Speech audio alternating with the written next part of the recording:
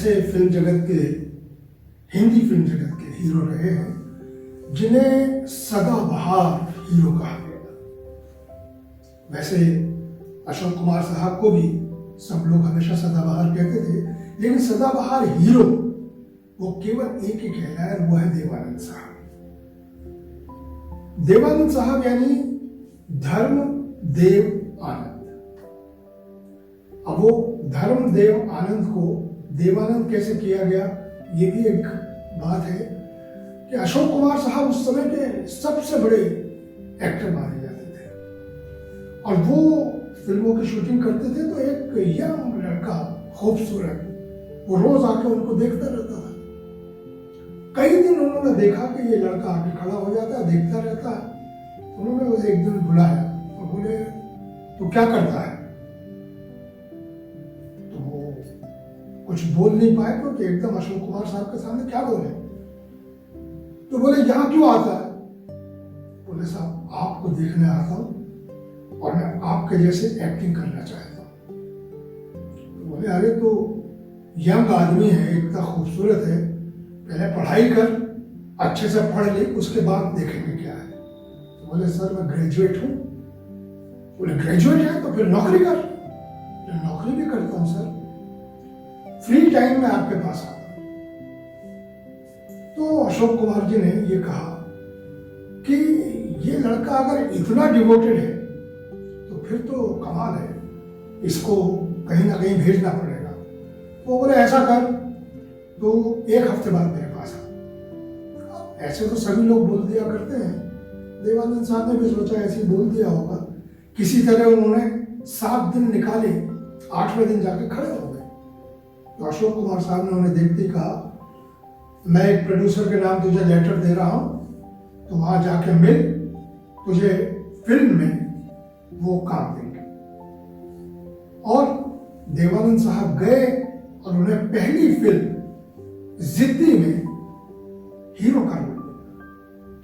अशोक कुमार साहब ने प्रोड्यूसर को यह कहा था कि जिद्दी फिल्म जो वो ही बना रहे थे उसमें हीरो का काम इस लड़के को दे दीजिए। ऐसे पहली फिल्म देवानंद साहब को मिली। उसमें किशोर कुमार साहब नाराज हो गए घर में कि मैं घर के अंदर बैठा हूं और मुझे काम नहीं दिया दादा ने और बाहर वाले को दे दिया। तो उन्होंने खाना पीना छोड़ दिया, चीजें तोड़नी शुरू कर दी। जब अशोक कुमार साहब घर आए तो मालूम पड़ा कि किशोर कुमार बहुत नाराज हैं। तो उन्होंने बुलाया और बोले क्या बात है। तो बोले घर के बाहर के आदमी को तुम काम दे रहे हो, मेरे को नहीं दे रहे। बोले अरे वो तो सिर्फ एक्टिंग करेगा, उसकी आवाज तू रहेगा, उसके लिए तू गाने गाएगा। और वहां से किशोर कुमार देवानंद के प्लेबैक्स में बैठे। ये तो उनका जरा सा मैंने शुरू का परिचय दिया। देवानंद साहब इतने महान कलाकार हुए, अब मैं उनके साथ कई बार जुड़ा। हर बार वो मेरे को देखकर पूछते थे यू आर, मैं कहता sir Kishan Sharma announcer. Yes yes yes. एक दिन वो मेरे नमस्ते करते ही बोले you are Kishan Sharma announcer, I know. ये उनकी आत्मीयता थी। मैं उनके जन्मदिन पर उन्हें फोन करता था सुबह 6:30 बजे। उस समय कोई मोबाइल वगैरह तो थे नहीं, लैंडलाइन पे उनके घर पे फोन करता था तो वो खुद उठाते थे।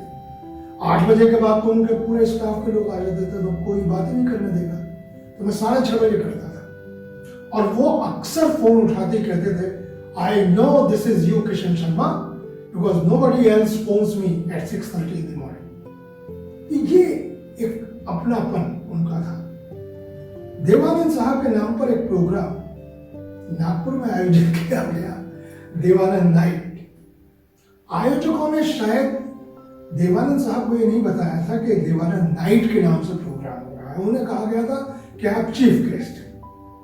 अब देवानंद साहब उस प्रोग्राम में बड़ी देरी से आए, ये सोच के कि चीफ गेस्ट है, 2 मिनट के लिए स्टेज पे जाना है, हाथ हिलाना है और निकल जाना है।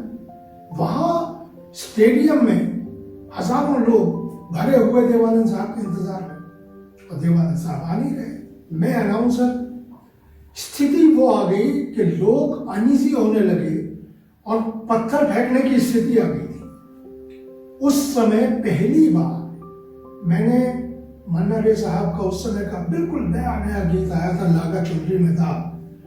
बिना म्यूजिशियंस के वो पूरा गाना गाया और मुझे आश्चर्य हुआ कि वो अनरूली ऑडियंस तालियां बजा बजा के वंस मोर कर रही थी। मैंने बगैर इंस्ट्रूमेंट्स के, बगैर म्यूजिशियंस के वो गाना गाया पहली बार। और मैं कह सकता हूं कि लागा चुनरी में था इस गीत को मंच पर लोकप्रिय बनाने में मेरा भी कुछ योगदान रहा। देवानंद साहब जब आए तो मेरी जान में जान आई, मैंने उन्हें प्रस्तुत किया। वो आए और बस हाथ हिला के और चले गए। लोगों को मैंने ये कहा कि बस थोड़ी देर में वो फिर मंच पर आएंगे, आपसे बात करेंगे। मुझे भी मालूम नहीं था कि वो जा चुके हैं। और थोड़ी देर के बाद जब ऑडियंस को समझ में आया कि यहाँ गड़बड़ है तो ऑडियंस फिर से अनरूली हुई। उस समय म्यूजिशियंस अपने अपने इंस्ट्रूमेंट लेके स्टेज से कैसे नीचे उतरे, लोग कैसे भागे और पूरी पब्लिक स्टेज की तरफ आई। मैंने भी अपनी टाई खोली, कोट उतारा, बाल बिखेरे और स्टेज से छलांग लगाई पीछे की तरफ और नीचे उतर कर उस भीड़ में शामिल हो गए। सब बोल रहे थे मारो मारो, मैं भी चल जाता था मारो मारो, और ऐसे करते करते मैं स्टेडियम के बाहर निकल गया। बाद में देवानंद साहब को मैंने कहा जब मैं मिला कि साहब मैं तो उस दिन मर जाता। तो बोले मेरी कोई गलती नहीं है, मुझे कहा ही नहीं गया था कि मुझे कुछ करना है। मैं तो एज चीफ गेस्ट आया था, चीफ गेस्ट बन के मैंने जितनी देर को स्टेज पर रहना था रहा। लोगों को ये कहा गया है कि देवानंद नाइट है तो लोग तो एक्सपेक्ट करेंगे कि मैं कुछ करूंगा, या मैं डायलॉग बोलूंगा या डांस करूंगा, लेकिन मुझे ये पहले नहीं बताया गया था। उसके बाद मैंने देवानंद साहब का एक और बुक देखा। मुंबई में एक फंक्शन था, वहां देवानंद साहब चीफ गेस्ट थे, मैं ही अनाउंसर था। एक आदमी अपनी किताब लेके पीछे पड़ गया कि साहब ये किताब आपको रिलीज करनी है, आप ये किताब लेके खड़े हो जाइए, बस फोटो खिंचाइए इस किताब के साथ। देवानंद साहब बार बार उसे मना कर रहे थे, वो मान ही नहीं रहे। वो बोले जब तक मैंने तुम्हारी किताब देखी नहीं, पढ़ी नहीं, मैं कैसे उसे रिलीज करूंगा। वो पीछे पड़ गया, साहब मैंने फोटोग्राफर लेके आया हूं, आप किताब के साथ खड़े हो जाइए मेरे साथ, बस एक फोटो। तो देवानंद साहब ने उसके हाथ से किताब खींची, बोले ये लो, और फोटो खिंचवा दी।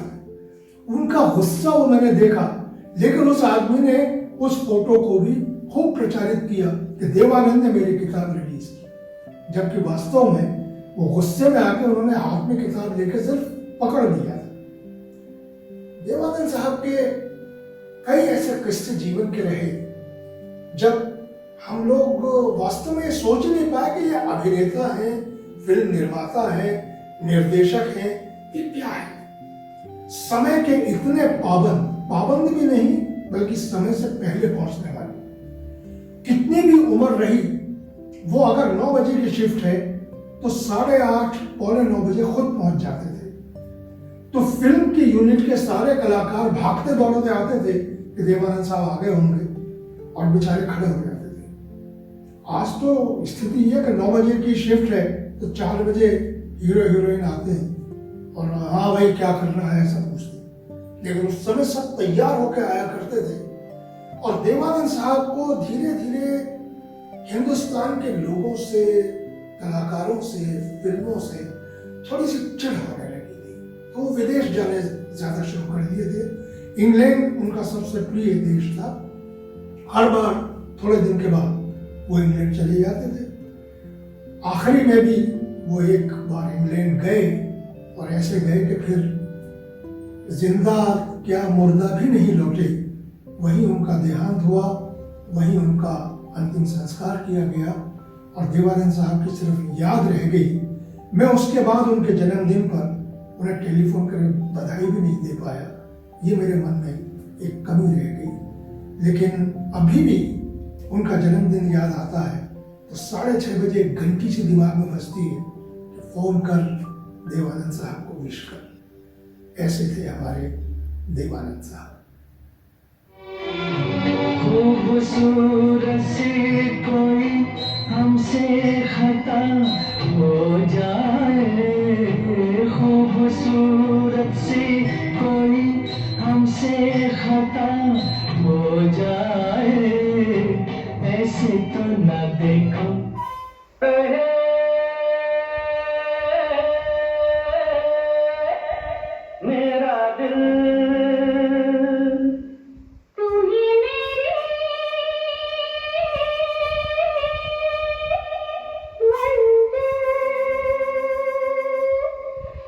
गाता रहे